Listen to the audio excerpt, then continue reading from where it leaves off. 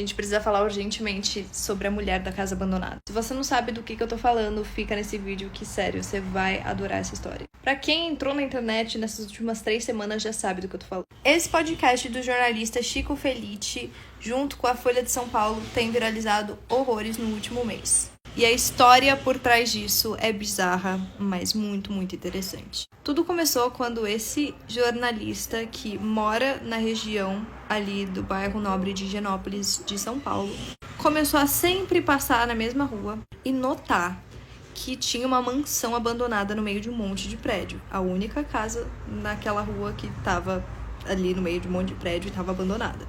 E aí ele começou a ver uma senhora nessa casa e isso intrigou ele demais. Foi então que ele começou a ter contato com essa senhora um dia, porque estavam cortando uma árvore, ela estava lá fazendo de tudo para não cortarem a árvore.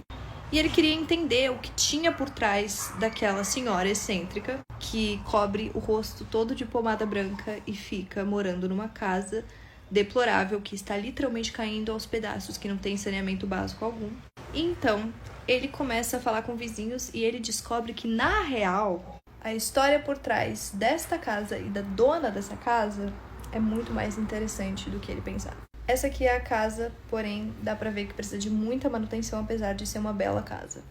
E essa daqui é a moradora da casa. Essa mulher, que se apresenta como Mari, é na verdade Margarida Bonetti, que é nada mais nada menos do que uma pessoa procurada pelo FBI. E a história por trás disso é: Margarida e seu marido René Bonetti moravam nos Estados Unidos e quando eles se mudaram, eles levaram uma funcionária que já era ali da família. E eles manteram ela em cárcere privado, maltrataram ela, agrediram ela e outras coisas horríveis por mais de 20 anos. Na real, foram quase 20 anos. E a mesma não recebeu salário nesses 20 anos de trabalho. Durante esses anos, o marido da Margarida foi naturalizado americano. Então, quando tudo isso veio à tona, o marido dela chegou a ser preso e ela conseguiu escapar, conseguiu vir para o Brasil por conta do velório do pai dela. Voltou para casa onde ela morava e ali permanece até os dias atuais. Ela mora nessa casa desde que ela voltou há mais ou menos 24 anos. E há mais de 7 anos que a casa continua nesse estado e cada vez pior, e ela continua lá. Ela sempre causa problema na vizinhança.